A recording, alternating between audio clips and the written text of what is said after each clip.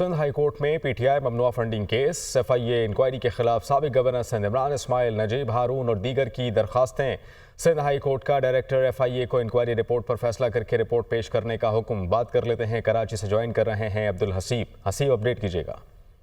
जी बिल्कुल, एफआईए की जानिब से इंक्वायरी के खिलाफ साबिक गवर्नर सिंध इमरान इस्माइल और नजीब हारून और दीगर ने जो है वो पीटीआई ममनुआ फंडिंग केस में एफआईए इंक्वायरी के खिलाफ जो है अदालत से रुजू किया था, जिस पर अदालत की जानिब से हुक्म इम्तना जारी है। तमाम आज समाअत के आगाज पर सरकारी वकील की जानिब से अदालत को बताया गया कि एफआईए डायरेक्टर और मुतल्लिक अफसर जो है वो तबीयत की खराबी के बायस अदालत में पेश नहीं हो सके। अदालत ने सरकारी वकील से पूछा कि इंक्वायरी का स्टेटस क्या है, अब तक इंक्वायरी कहाँ तक पहुंची है, जिस पर सरकारी वकील ने बताया कि दरख्वास्त गुज़ारों के खिलाफ इंक्वायरी पर अभी तक हतमी फैसला नहीं किया जा सका, मजीद मोहलत दी जाए ताकि रिपोर्ट जमा करवा दी जाए। अदालत ने डायरेक्टर एफआईए को इंक्वायरी रिपोर्ट पर फैसला करके अदालत में पेश करने का हुक्म दिया है।